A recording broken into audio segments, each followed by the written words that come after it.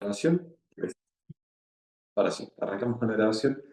Y bueno, nada, les contaba que hoy estoy medio envenenado. Me estoy haciendo una limpieza hepática que dura una semana y el hígado está liberando las toxinas que viene acumulando desde hace 30 años, es la primera que hago.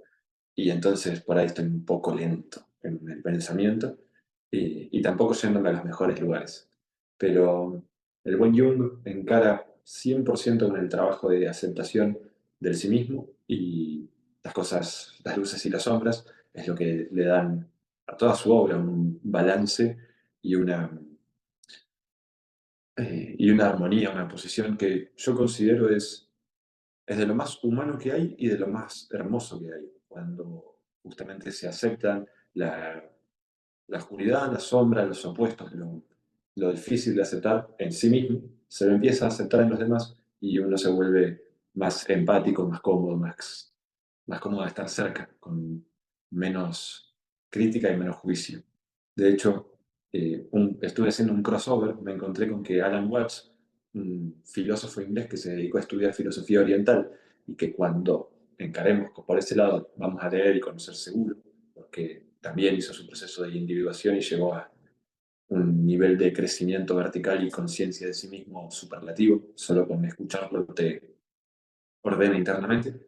Hablaba de que cuando lo conoció a Jung, tuvieron un par de cruces, eso era lo que se le hacía más hermoso de este Jung. Decía, es un tipo que, si bien se nota que llegó a ciertos niveles de iluminación y santidad, está muy en contacto con, él dice, rascal, es la palabra que usa en inglés, que sería como, no sé si, ni siquiera sé si travieso, pero medio, la parte medio roña, creo que sería más apropiada, de sí mismo, de cada uno, que todos tenemos adentro, y como al estar en paz con esa mugre, estar con Jung te hacía sentirte a vos en paz y tranquilo. Y, y bueno, quise encarar por acá con recuerdos, sueños, pensamientos, porque si bien no es, si bien tiene algunas dificultades que ahora les quiero contar, me parece que es una forma de arrancar con el trabajo que venimos haciendo sobre qué es la filosofía y qué es la psicología y cómo laburarla dentro de nosotros, usarla como una habilidad y no algo, una cosa muerta o abstracta que está afuera para irle, que le gusta a los cabezones de la academia y nadie más. Eh, lo que tiene este libro es que nos permite conocer el mundo íntimo de un chabón que haga una gran obra. El tema es que al conocerlo, justamente así, en íntimo y en pelotas, ya nos salta con algunas cosas que, por lo menos a mí, me tocan ciertos botones, ciertas alarmas. Él arranca confirmando que, bueno, que iba a ser una biografía que le iba a escribir una mujer que trabajó con él, que fue su asistenta, que se analizó con él, que estudió con él, y con el tiempo juntos empezaron a copar y empezaron a encontrar empezó a encontrar él en su vejez ciertas ganas de contar algunos recuerdos, algunas experiencias, algunas vivencias internas, porque toda su peli, toda su obra se trató de un mundo interno muy rico y no le daba tanta importancia. O sea, de hecho, en la biografía en algún momento menciona que tiene unos hijos, no te dice ni cuántos, o sea, no le daba importancia a lo que pasaba en el afuera, sino a las vivencias que lo fueron modificando internamente y eso era lo que le quería comunicar al mundo. Y ahí hay en gran parte unas posiciones de mucha fe y creencia. Y encima, viniendo de una familia muy religiosa y cristiana y europea, el loco tiene eso, como confiesa sus posiciones más vulnerables, que son las posiciones de la fe, de creer en qué creo yo, que es algo muy fácil de derribar, muy fácil de volverse cínico, muy fácil de criticar. Y para tipos como Freud y Jung, que en su época ellos intentaban hacer ciencia y demostrar que hay mecanismos internos que empujan, operan adentro nuestro, cada uno con su visión. Para Freud son mecanismos de traumas sexuales de la historia personal que reprimimos y responden de una manera y quedan ciertos gatillos por los cuales reaccionamos siempre en un tipo de patrones y neurosis de los cuales no podemos zafar. Y para Jung, que se pone mucho más místico y personalmente encuentro más certero, Jung plantea que hay aspectos como un nivel de inconsciente colectivo de los arquetipos que es como si fueran entidades o fuerzas que están vivas adentro de nosotros que ni siquiera son parte de nosotros. No tienen que ver con nuestra identidad, con mi yo, con mi historia, con Francisquito, que nació de Gabriela, de Cristian, y se vino a vivir al Bolsón y lo criaron de una manera, y por eso es como eso. Sino que Francisquito, haciendo el trabajo interno de individuación, de ir a buscar eh, a través de enfrentando el miedo y los bloqueos, y rompiendo las cadenas, las cosas que van saliendo de adentro, se va a encontrar con aspectos que son parte de toda la humanidad y que están vivos adentro de nosotros. Y es una creencia muy loca, muy loca. Más cuando llegamos al... Bueno, no me voy a adelantar al momento de cuando se empieza a plantear la sincronicidad, que encima eso es la dificultad de la autobiografía y la vulnerabilidad de la misma. Él cuenta que en toda su obra siempre no hablaba de Dios, hablaba de la imagen psíquica de Dios, para dar un concepto científico. Es decir, yo personalmente no creo que existan los ateos, porque no creo que alguien pueda vivir sin un sentimiento íntimo de creencia, vivir en el puro... Y esta es mi visión personal y ahí vamos a ir a ver con el trabajito que estamos haciendo acá y lo que dice cada uno de estos cabezones que hablan, ¿no? Cómo encararlo y cómo tomarlo. Eh, Entonces, una cosa es decir la imagen psíquica de Dios y otra cosa es decir, che, yo creo que hay un Dios que hace tal y cual cosa. Bueno, en toda la obra del loco, trata de poner sus bases científicas en lo posible, racionales, para convencer a la academia de que, che, acá hay algo que vale la pena mirar, con lo que estamos laburando en plan de psiquiatría, de medicina tradicional, no falta, hay un poco más allá de la vida, todo bien Freud, pero tu mirada no termina de resolver la neurosis, acá hay algo más profundo, tiene que ver con imágenes, bla, bla, bla, siempre se justificaba de una forma lo más seria, lo más pasable y vendible posible. Y acá se manda en bolas y cuenta lo que piensa. Y lo dice al principio.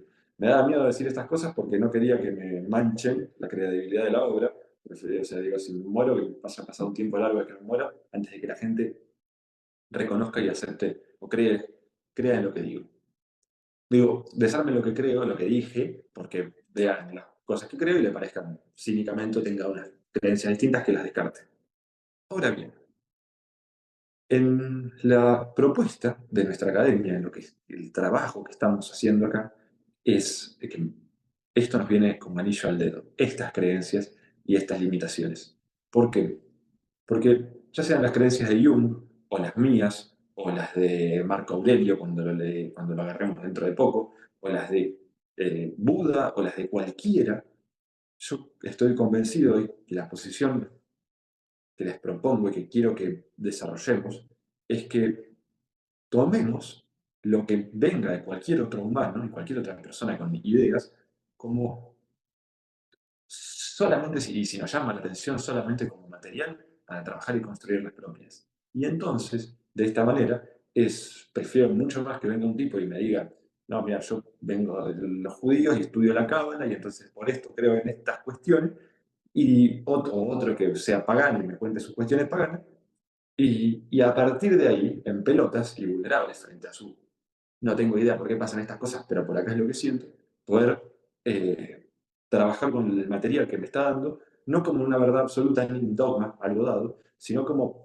a este loco, con este viaje, con este flash, tira esta propuesta. Y estos pequeños puntos me sirven ¿para qué? Para mi día a día, para mi vida cotidiana, para tomar mis decisiones, para entender mis sentimientos, para construir mis relaciones con más coherencia, con mayor similitud a los objetivos y los ideales que tengo para las mismas.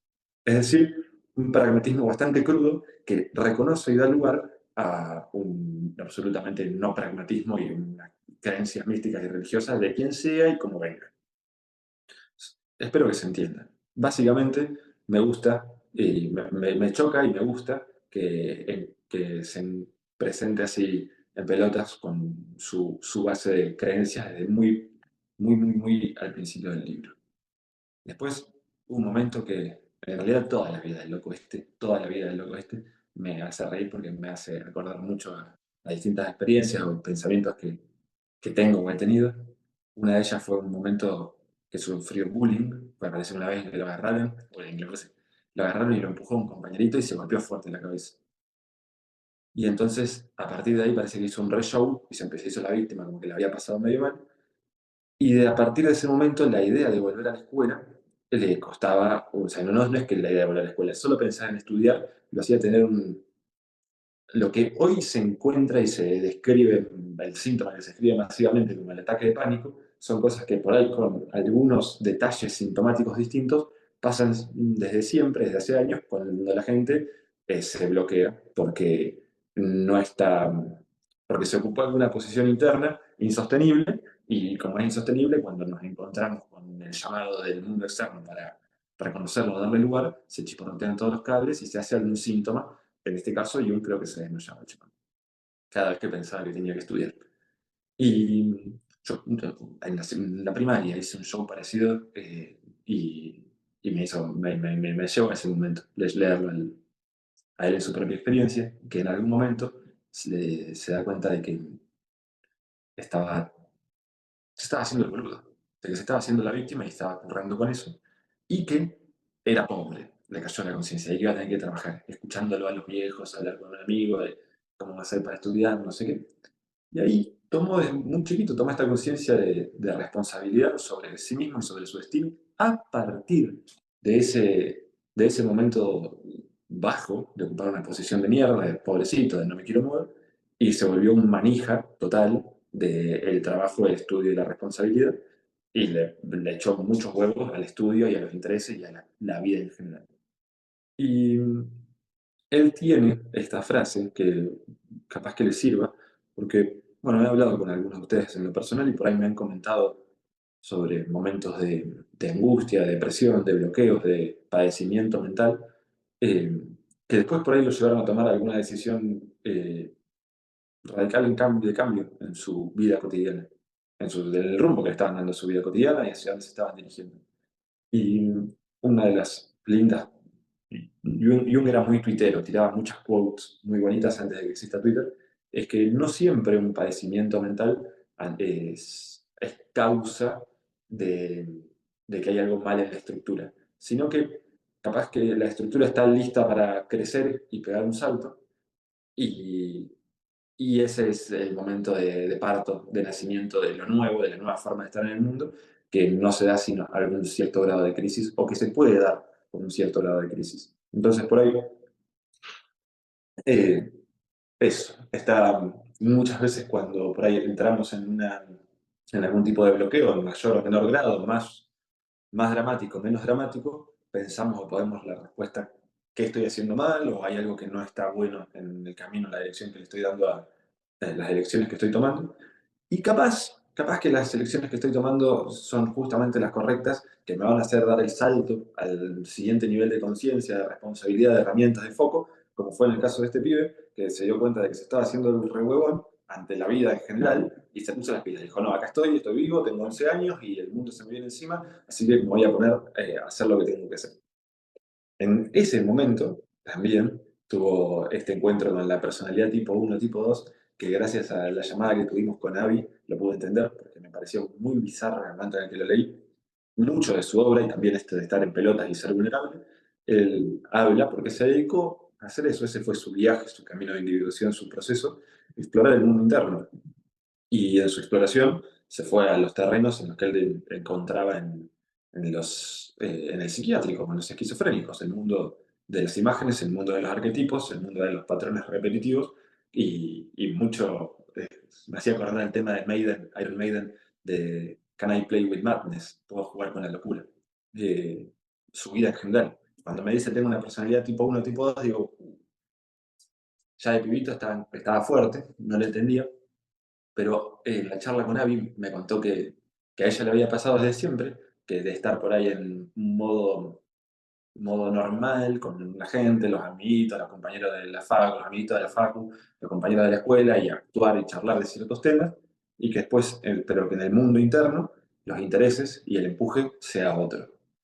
Y ahí lo que me cayó en la ficha, que me reía, es que, claro, a mí por mis tendencias autistas, inchequeadas pero muy probables, no, de personalidad uno nunca tuve, siempre fui full la 2 y entonces siempre hice y actué como hago y actúo ahora, solo que ahora pude armar una vida y un personaje que en el cual la gente espera que diga lo que diga y digo lo que me interese, lo que me interesa y hable como hablo. Pero durante gran parte y muchos años fue una renegada porque totalmente fuera de lugar siempre, porque no había posibilidad de construir una personalidad tipo uno. Así que ahí la entendí como una cuestión más normal y a tierra y lo que el mundo espera de nosotros, y una más íntima, más profunda o más creativa. La cual me encanta, porque todo el trabajo de Jung siempre apunta y cierra para el mismo lado. No es una mejor que la otra, no es la luz le gana a la oscuridad, no es lo femenino le gana a lo masculino, es siempre la integración, siempre, siempre, siempre. Y ahí él está en esta duda de encaro la ciencia o encaro la literatura, cuando se encuentra con la psiquiatría, que en el momento era un chiste, sigue siendo un chiste, pero era un chiste más grande. Ahora, hace poco me estoy haciendo amigo de algunos psiquiatras, son psiquiatras metabólicos, los cuales entonces en lugar de meter pastillas para producir efectos y drogar a la gente para que más o menos funcione y no la pase mal, trabajan con cómo ciertos hábitos o estilo de vida pueden modificar la neuroquímica interna, que es algo muy real y muy, muy eficaz, para modificar los estados de ánimo de las personas, tratando de reducir al máximo la necesidad de las drogas, que no hay con qué darle, o sea, no me van a convencer nunca de que las drogas son una respuesta satisfactoria para trabajar en el espíritu y en la forma de estar en el mundo. Sí, sí pueden ser necesarias en cierto caso, lo podemos charlar, bla, bla, bla, lo que sea, fuck it. Eh, el Jung se manda a estudiar psiquiatría. Y ahí, como en muchas otras veces a lo largo de su vida, esta primera mitad del libro, medio que manda a la mierda las expectativas y los intereses de todo el mundo, de sus compañeros de la escuela, de sus maestros, pero después se hacen de todos los que esperaban que tomara una carrera seria, se va a estudiar lo que en su época era una jipada que nadie respetaba, nadie le importaba, porque le parecía muy interesante el aspecto del trabajo con la subjetividad, del trabajo con el reconocer la individualidad de cada caso, de cada paciente.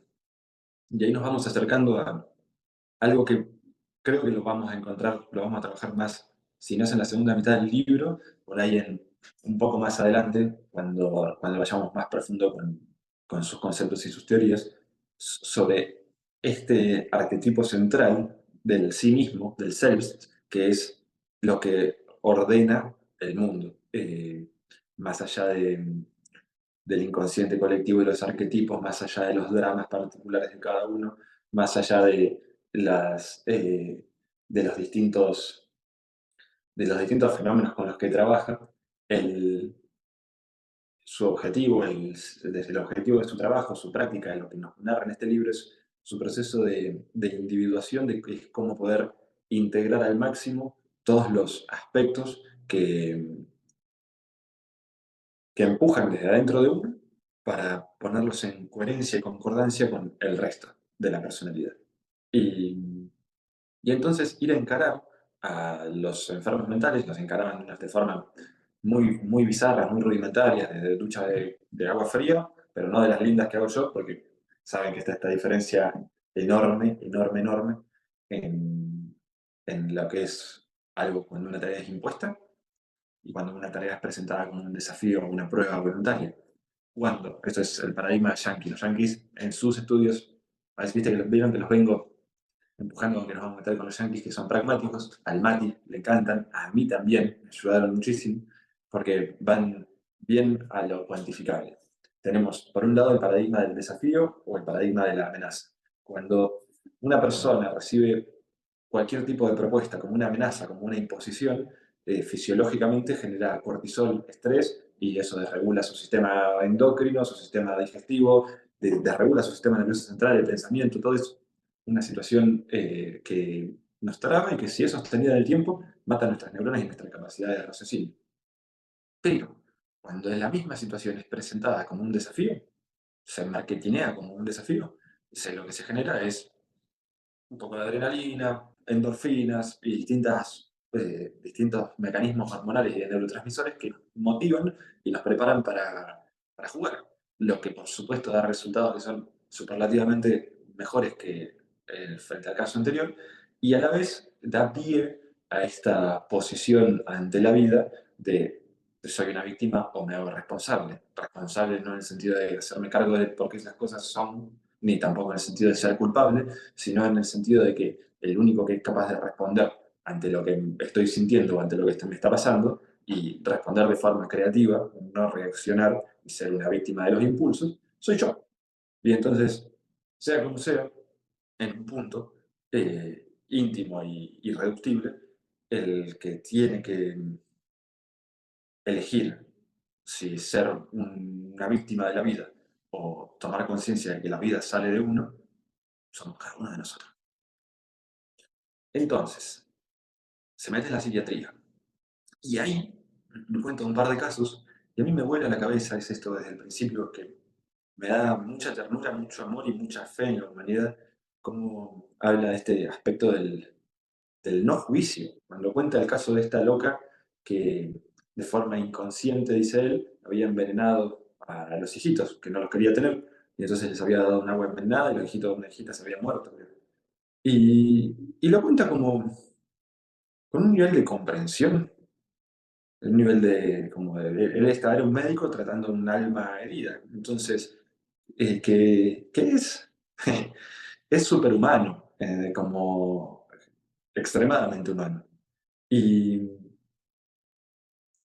a mí personalmente me emociona mucho, y en base a eso, es, bueno, toda su obra que después va a laburar, que ya iremos a charlar, que tiene que ver con la integración de la sombra, que es este aspecto tan atractivo, que nos llama la atención, es marketinero, suena bien, pero principalmente tiene que ver con la aceptación de las propias falencias, los propios límites, los propios aspectos poco agradables y poco marketingiables para, para poder de ahí operar sana y humanamente y encontrarnos con nosotros de forma bonita.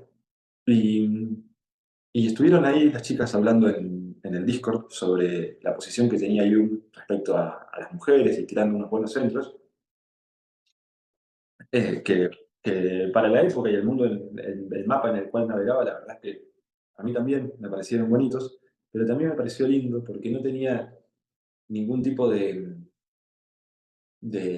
agenda, ni de ideal, ni de la necesidad de quedar bien con nadie. De hecho, él ya muy de base arranca diciendo que por los rollos con su mamá enferma de chiquito, como que él desconfiaba de las minas en general y que después medio que se arrepentía de eso porque había confiado en amigos que le habían fallado y no había confiado, no se había entregado a mujeres que le habían demostrado ser de confianza.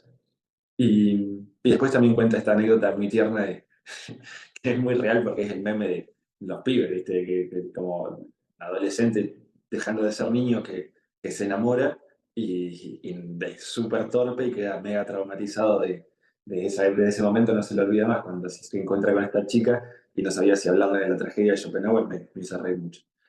Y, y lo que me quedé pensando, porque el tema de los hombres y las mujeres es como el tema del sexo, van muy de la mano, y van muy de la mano con el nacimiento, y van muy de la mano con la muerte. Son cosas que podemos charlar y trabajar, pero decir cómo son, es algo que se va puliendo y se va trabajando, pero no se termina de cerrar. Ahora, Ahora, le decía a alguien y se reía, hay una en la cual me puedo replantar a puñaladas con quien sea, que tiene que ver con la integración de las hombres, tiene que ver con este nuevo mapa, el nuevo mundo en el cual el cual vivimos ahora, en el que ya llegamos a un nivel de conciencia general como humanidad, en el cual ya no nos sucede que vengan los de la tribu vecina y nos revienten a palazos y nos secuestren como esclavos y después tengamos que vivir una vida de humillación y estar sometidos por la violencia a unos monstruos.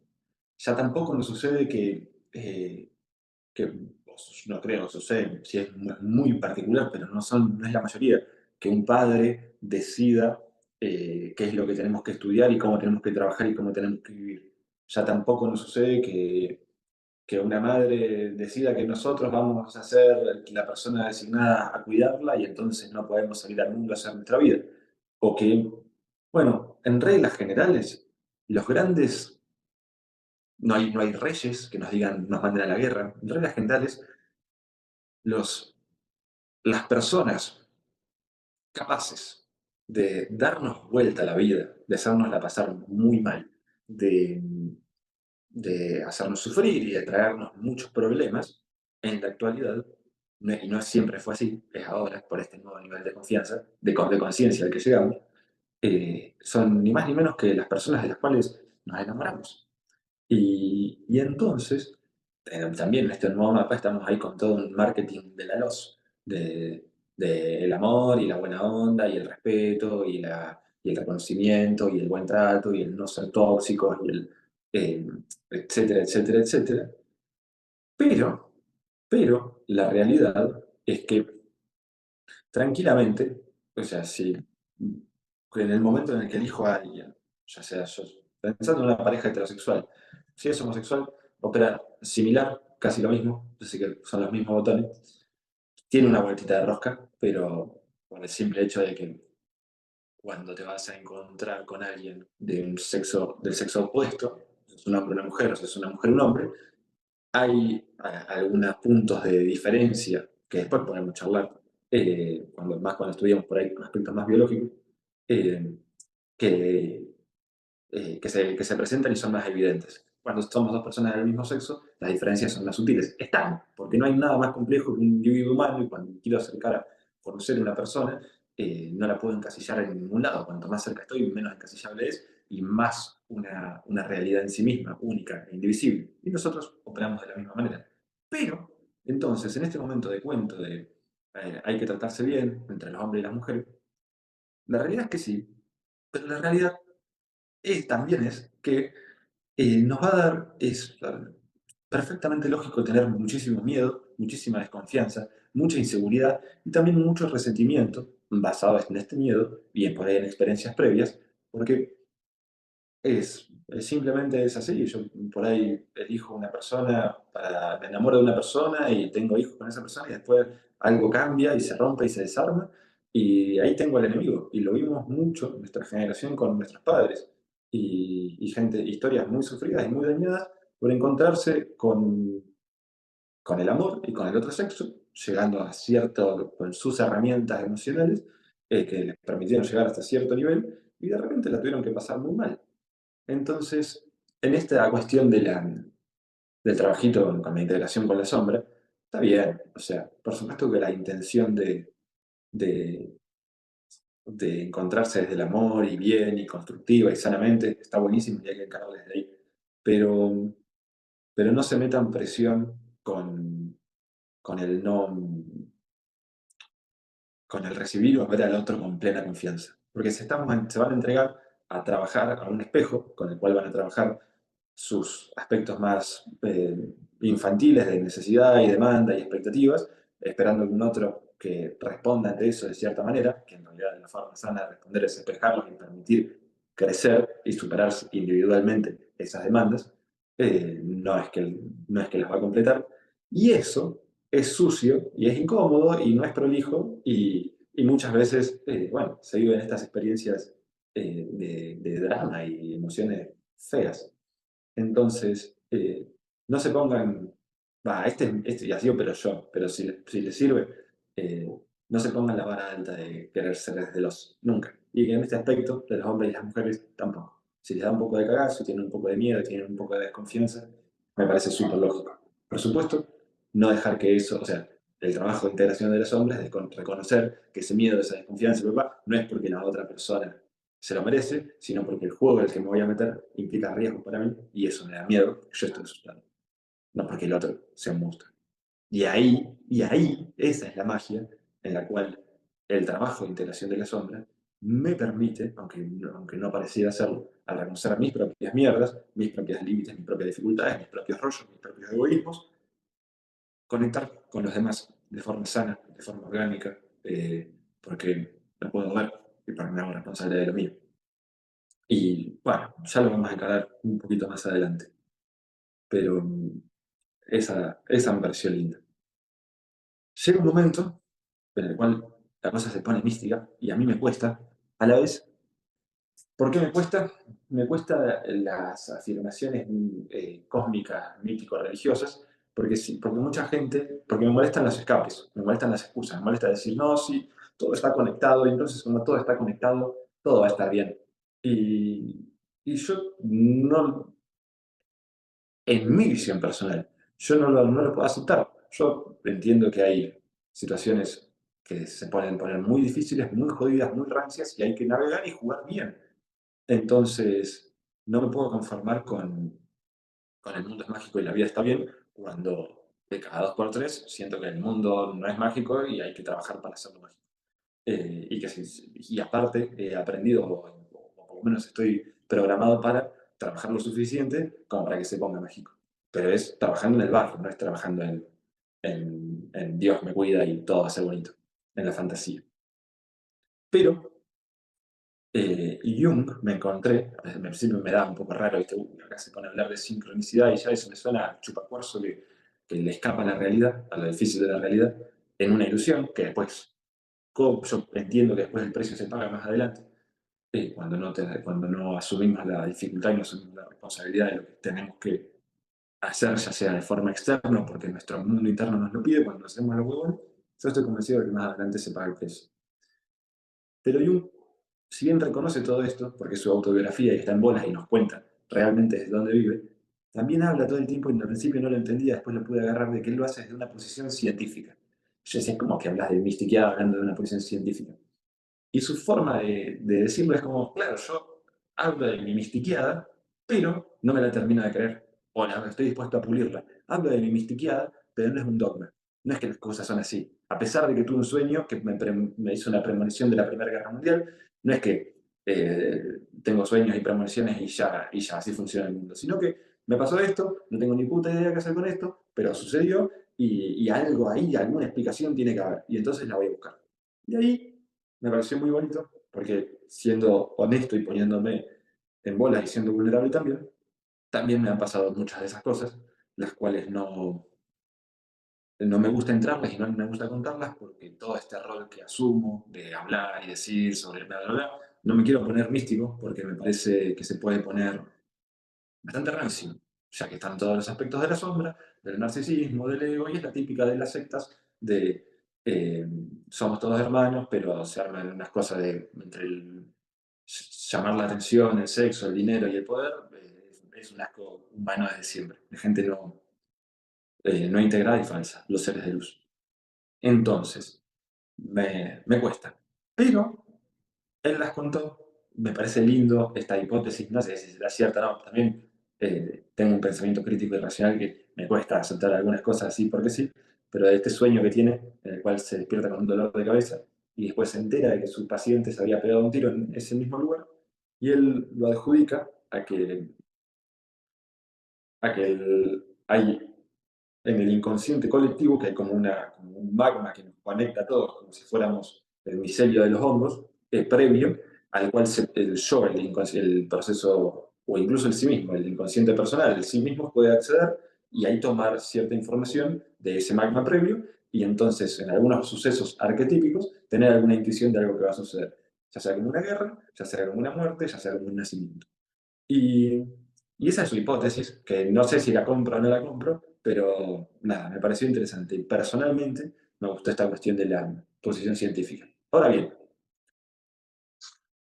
volviendo, bueno, esto, no, ahora bien no, les voy a contar el sueño místico. Hablamos de sueños y, y la verdad es que a mí también me activó uno muy fuerte, mi posición ante estas cosas y la magia de la vida, justamente porque soy medio desconfiado y porque entiendo que mi posible, o así me imagino, mi posible declive y caída en desgracia sería el empezar a fakearla. Y entonces tengo el pelito largo y hablo del espíritu y el alma y me convierto en un gurú chanta más, que ni ganas. Ese es como el camino del lado oscuro, al que siempre me dio miedo, y a la vez me da miedo porque la línea en la cual le voy está en la frontera de con lo que trabajo. Es decir, si no me tropiezo, la cosa puede salir bien. Si me tropiezo, caigo por ese lado. La forma, el riesgo, cuanto más místico, mágico y sagrado y alineado con Dios esté todo, más peligroso. Pero, miren lo que me pasó. Vieron que me anoté al tema de las peleas. Y me anoté al tema de las peleas como porque, bueno, porque era una deuda histórica que tenía para conmigo mismo, porque lo tenía que vivir, lo tenía que hacer. Ya hubo un montón de cambios de fases de por qué lo hago, pero en algún momento era porque me hicieron mucho bullying de chiquito y era muy débil y muy frágil, y entonces tenía miedo y quería aprender a defenderme. Y después le fui pegando la vuelta y fui moviéndome ahí adentro y reconociendo que, bueno, no, o sea, que me gusta y que es parte de lo que soy y que lo tengo adentro. Está bien, por ahí la maquinita en la cual encarné no tenía eh, mucha coordinación y mucha fuerza de base, pero una vez que se la di y se la sumé, me divierto bastante. Pero, aún así, llegó el momento y lo elegí en gran parte porque nació el bebé, porque era algo que siempre le había pateado para adelante. No, ahora no, porque estoy con la facu, ahora no porque el Windows, ahora no porque el trabajo. Entonces nunca llegaba el momento de competir, entrenaba un tiempo y dejaba. En el momento en el que nació Vigo, me di cuenta de que si no lo hacía, la historia iba a ser, yo iba a pelear y competir, pero naciste vos, y entonces no lo hice. Y como padre no me pude permitir hacerle eso, así que ahora me voy a dedicar a hacer esta mierda. Y llegaron la propuesta de las peleas, y como huevón que soy, me anoté a dos, una el sábado y la otra el sábado siguiente, la segunda. Y en el momento en el que me anoté, ya empecé a preguntarme, ¿viste? ¿Por qué, Francisco? ¿Por qué eso es así? Si, si no te hace falta, si tranquilamente puedes pasarte el invierno en lugar de concentrándote en meter en artes marciales que no le importan a nadie, que la gente cuando lo ve piensa que sos un cavernícola, que es violento, que le gusta pegarse, no vende, podría estar haciendo historias y videitos metiéndote al hielo de los lagos de la Patagonia, que pegan, los miran millones de personas, y ganando más dinero y progresando en el trabajo y qué sé yo, qué sé cuánto. Al toque se me activaron todas esas preguntas y todas esas dudas y todos esos miedos. Y esas excusas son miedos, ¿viste? Disfrazados de excusas muy racionales que me pasa siempre. Que nos pasa a todos, la buena racionalización de por qué no es el momento en el cual conviene hacer lo que en realidad tenemos ganas de hacer. Esas ya las conozco, así que las iba ignorando. Pero se iba a hacer, y avanzaba. Pero se iba acercando el día de la primera pelea y, no, se empezó a presentar la pregunta de no tengo ganas de pegarle a nadie, no tengo ganas de lastimar a nadie. Y genuinamente es así, es como ni ganas de hacerle daño a una persona. O sea, ¿por qué? Está todo bien. O sea, ya eh, lejos han quedado las épocas de confusión y de enojo y molestia. Así que no la podía encontrar. Y me empecé a acordar de las dos veces que había participado en eventos competitivos de niño, que fueron dos torneos de ajedrez que me llevó mi viejo, y en los dos torneos me pasó lo mismo. Estaba compitiendo y de repente el rival que tenía enfrente cometía un error y yo se lo perdonaba. Le veía la carita de, cometí un error y me daba pena y le digo, bueno, ¿sabes qué? Todo bien, te perdono. Y después cuando por ahí yo cometía algún error, no me lo perdonaba, no, tocaste la pieza, la tenés que mover y perdí. Una vez me pasó, la segunda vez llegué a cuartos, me pasó, y dije, listo, no compito nunca más. Son todos unos fardos. Como el Jung, que no se hacía cargo y era una pequeña víctima. Son todos unos fardos, no es que yo estoy haciendo algo que esté mal. Y se me empezó a presentar ese aspecto, de la lástima y el no querer ganar. Y le estuve dando vueltas, no lo terminaba de encontrar, no lo terminaba de encontrar, pero me meditaba, hacía mi trabajo interno, me visualizaba subiendo al ring, saludando a la gente, me visualizaba levantando la manito ganador, visualizaba todo el escenario, pero no sabía, no me terminaba de acomodar adentro.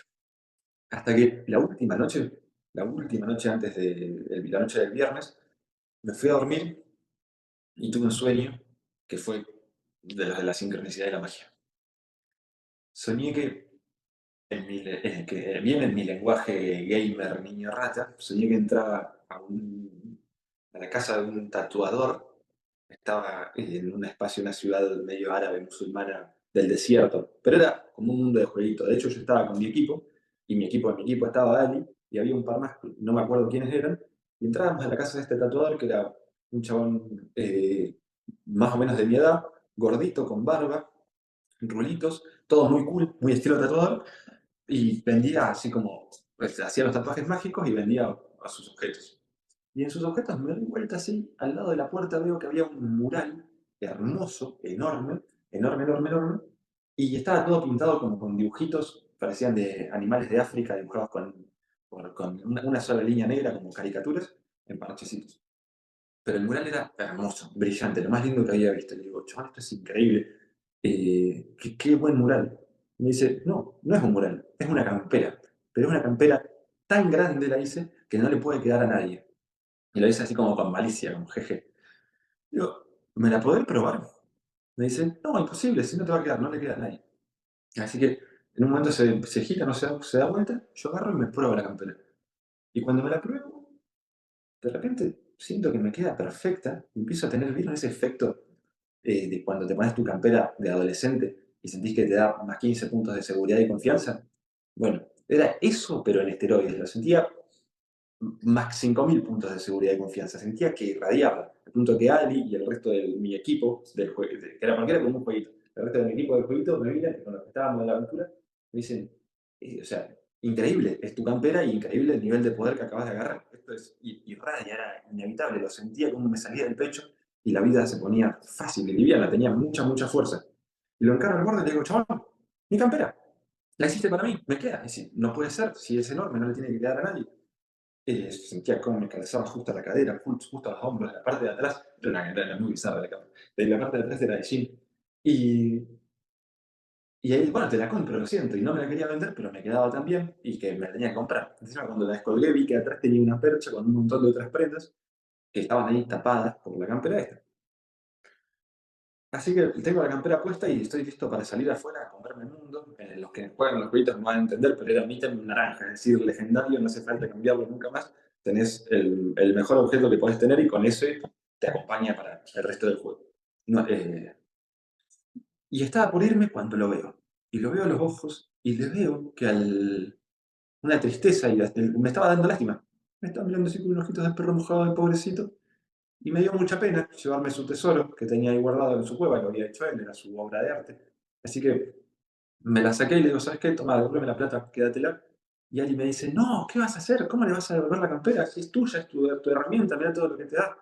No, ya fue, se la devuelvo. Le voy a preguntar cuáles son las medidas para hacerme una negra a mi estilo, como me gusta a mí, está todo bien con estos animales de África, como quiera.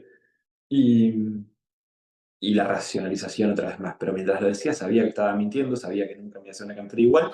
Y en ese momento en el que se la di, se empezó a desvanecer el sueño y me desperté. Así que bajé, me sentía tranquilo para la pelea, pero bajé y le conté a Ali, estábamos desayunando, tomando un mate, y en un momento le digo, para, acordándome de Jung y sus ejercicios de meditación activa. Le voy a hacer una meditación. Y me dice, bueno, de una, y ella se va a la cocina. Y yo me puse a meditar ahí, el bebé se me trepaba encima, no, otra vez estás meditando acá, me saca el bebé.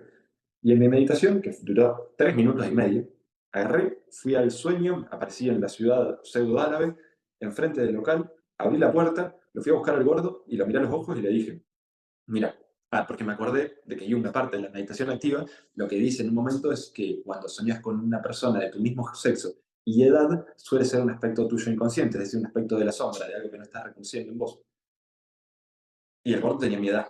Así que lo miro a los ojos y le digo, mira, lo que vos haces es hermoso, lo que tenés para dar es hermoso, pero no tenés la fuerza ni el coraje como para sacarlo para el mundo. Y de esa forma tu arte, tu creación no va a poder cambiar nada y se va a extinguir acá adentro con vos asustado en tu cueva con tu vergüenza, porque no tenés poder para sacarlo para afuera. Yo no tengo esta capacidad de belleza, pero sí tengo la fuerza para llevarte para afuera. Así que te sumás a mi grupo. Y me dijo que sí, y le di un abrazo, y cuando le di el abrazo como que se desintegró, se hizo todo esto en mi meditación, en mi fantasía. Se desintegró, se hizo como humo y se fue a vivir a un lugar adentro de mis ojos. Sentí como que el humo se metía ahí y ahí adentro quedaba. Y yo me puse la campera y salí de la cueva irradiando mi fuerza. La sentía. Ese sábado la sentía. Sentía la polenta, sentía la victoria. Llegué al, llegué al coso, fuimos a Bariloche y en el viaje la sentía. Llegué al momento de ver ahí la jaula en la que íbamos a pelear y estaba tranquilo y irradiaba fuerza. Y en un momento me muestran el video del pibe con el que iba a pelear y no va, no me faltó el rasgo árabe turco, me dice Dani por chat. No, sí, bueno, era un lugar árabe.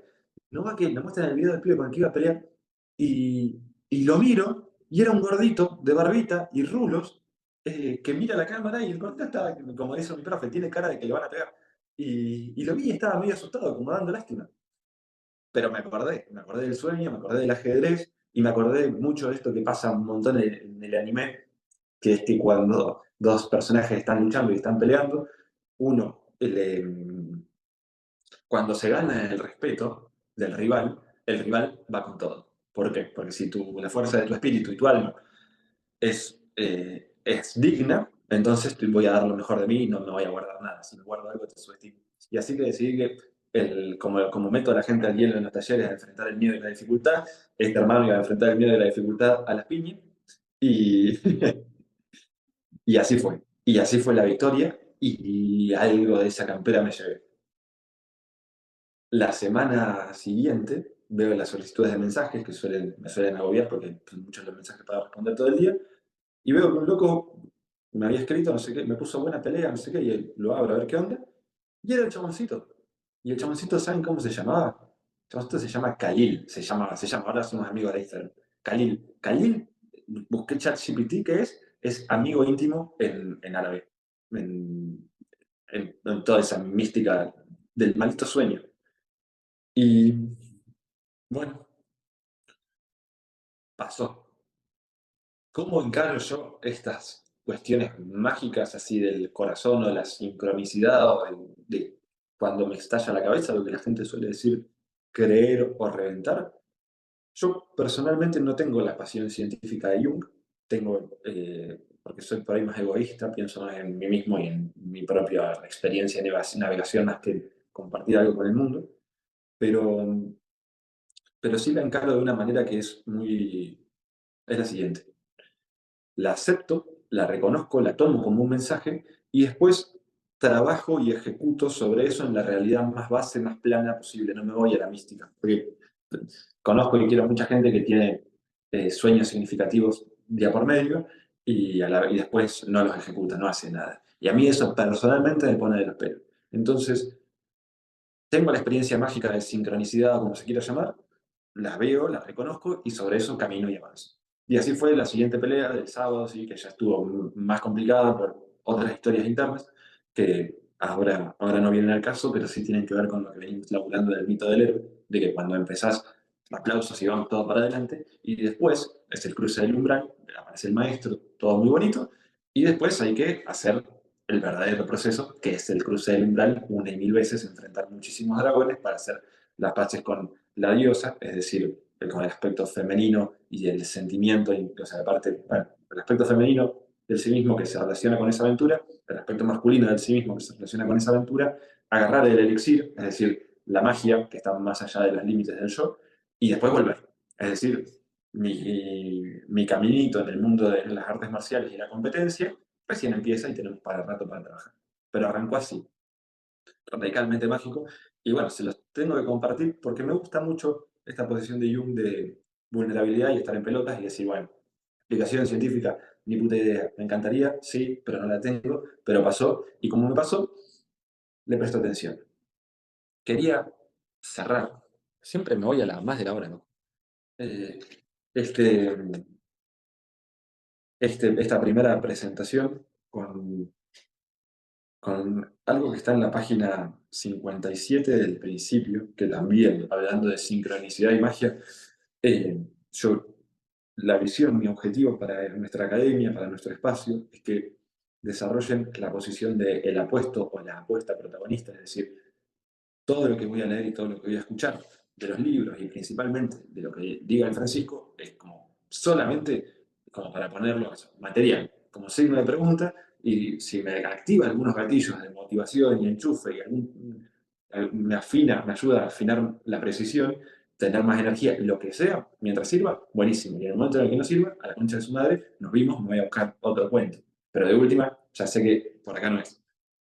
En fin, el Jung dice, desde los 16 a los 19 años se dispararon las nubes de su dilema. Se puso a estudiar filosofía y dice que precedentes históricos, como por ejemplo Pitágoras, Heráclito, Platón, Empédocles, le parecían interesantes, pero, eh, bueno, se los toma, dice, eran lindos, eran académicos, como una exposición de pinturas, pero me parecían que estaban un poco lejos. Después habla de que Hegel le parecía intimidante porque le parecía alguien que se encontraba prisionero en su propia dialéctica de palabras y que se deshacía en gestos arrogantes dentro de su propia cárcel. Hegel, que es como uno de los papas de la psicología, de la filosofía moderna, le dice básicamente la que Nietzsche tira de hacen el pantano, ensucian el agua para que parezca profunda. Y después dice que lo encuentra Schopenhauer, que le cae bien, porque dice que tenía el valor de opinar que el fundamento del mundo no se halla en las cosas buenas, sino que se halla en las cosas oscuras, pero que también lo decepcionaba, porque, bueno, porque lo decepcionaba por sus propias interpretaciones. Y entonces me hizo acordar o sea, yo tuve una gran decepción el primer año de facultad, cuando entré ahí y empecé en la academia oficial. El primer año no vemos nada de psicoanálisis, veíamos pura filosofía y lingüística y cosas interesantes, y todo eran signos de preguntas y formas muy atractivas de cuestionar y pensar algunas cosas un poco más creativamente y por fuera de la caja. Y pensé que todo el mundo tomaba eso como material de ejercicio propio. Y con el tiempo, con las charlas y las conversaciones, me empecé a encontrar con que no, con que la gente lo que hacía era repetir lo que había dicho Hegel y lo que había dicho Schopenhauer, y no se animaba, y de hecho, cuanto más avanzado la posición en la academia, menos se animan a transmitir algo de la propia visión, a transmitir algo de la propia vida, del propio entendimiento, ¿no? Es como siempre haciéndose muy chiquitos y poniendo personajes que andás a ver, porque justamente que no se ponen en pelotas como el propio Jung, que básicamente te dice, mira, esto es mi flasheada, y estos son mis miedos, y estas son mis locuras, pero esto es lo que encontré en su biografía, en el bardo que tiene con Freud. Freud quiere defender el dogma de su propia visión y entonces no reconoce cosas que están por fuera, por eso Jung se pelea. Jung, en cambio, no te plantea dogma, pero te plantea, te reconoce, tengo una mística y no sé cómo responderla, porque me pasan estas cosas locas desde muy chiquito. Eh, ¿Y qué hacemos con eso? Te trae un problema y es incómodo, no se presenta como alguien que tiene la posta, se presenta como alguien que, que tiene preguntas. En fin, el loco los encara a todos y cada uno de estos ídolos, estas figuras míticas y sagradas de la academia, y los descuartiza uno por uno.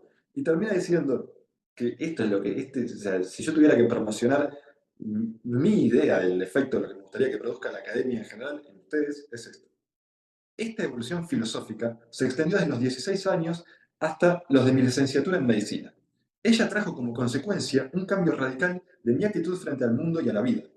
Si en un principio había sido tímido, miedoso, desconfiado, descolorido, delgado y de salud aparentemente precaria, siento que me describe toda la primera mitad de mi vida, se me despertó ahora un insaciable apetito en todos los aspectos.